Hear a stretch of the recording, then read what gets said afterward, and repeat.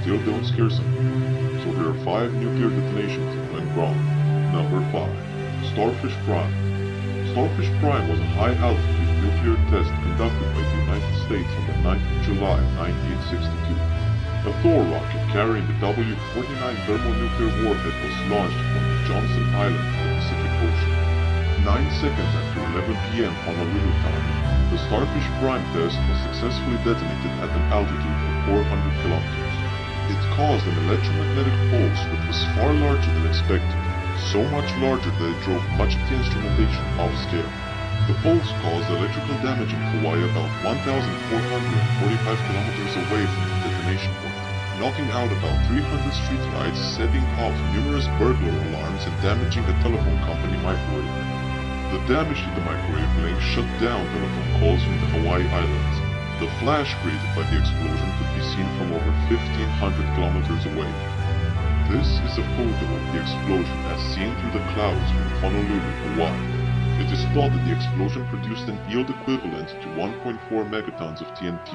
Here you can see the footage.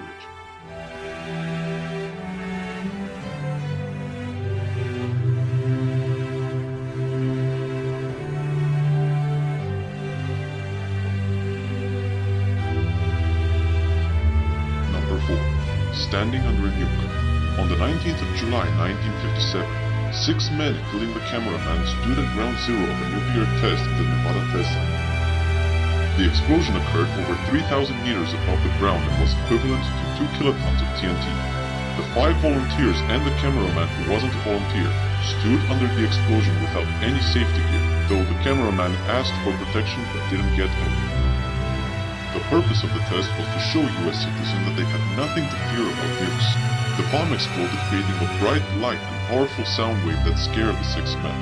Everything was thought to be fine until they all got cancer, though most of them lived their lives until their 80s. It is kind of disappointing that none of them got any superpowers and turned into Hulks. We felt a heat pulse, a very bright light, a fireball. It is red, the sky looks black about it. It is boiling above us there. It is rapid. Listen its color, there is the ground wave. It is over, folks. It happened. The mounds are vibrating. Number 3. Lake Shaken. In 1965, the Soviets had the brilliant idea to create a lake by using a nuke. The nuclear test occurred at the Semipalatinsk test site in Kazakhstan. Shaken's yield was equivalent to 140 kilotons of TNT and meant to produce a large conical crater suitable for a lake. The resultant lake has a diameter of 408 meters and is 100 meters deep. Afterwards, the Soviets dug a channel between the river and the crater and let gravity do its thing. Unfortunately, they forgot an elementary thing: radiation. Actually, even nowadays, Lake Shaken is still radioactive. I'm presuming that that's where they get their fish for sci-fi movies. Number 2. Storax Sedan. Sedan was a shallow underground nuclear test conducted at the Nevada test site on the 6th of July 1962 as part of Operation Plowshare. It was a program to investigate the use of nuclear weapons for mining, cratering, and other civilian purposes. The explosive device was lowered into a shaft drilled into the desert alluvium 194 meters deep. The fusion-fission blast had a yield equivalent to 104 kilotons of TNT and lifted a dome of Earth 90 meters above the desert floor before it vented at 3 seconds after detonation. The explosion displaced more than 11 million tons of soil.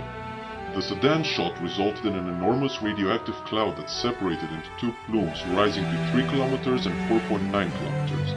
The cloud flew as far as 1,000 kilometers away, spreading radioactive dust over Iowa, Nebraska, Illinois, and South Dakota. This one explosion accounts for 7% of the entire nuclear fallout that has ever hit the United States. The Sedan crater is the largest man-made crater in the United States, and it is listed in the National Register of Historic Places.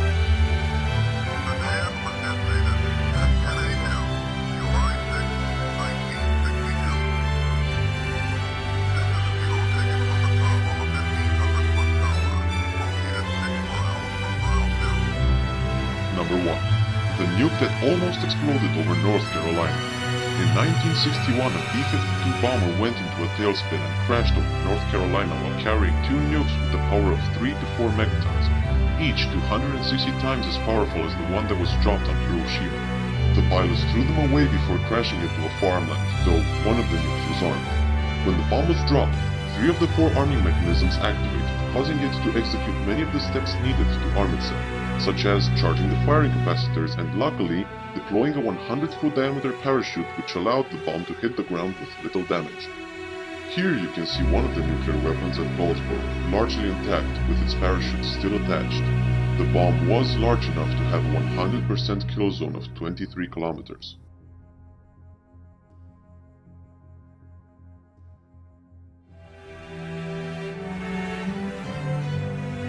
Enjoying our videos? Make sure to click on the subscribe button in the top right corner. Share this video with your friends and help us grow. Check out our Facebook and Twitter pages by clicking on these logos.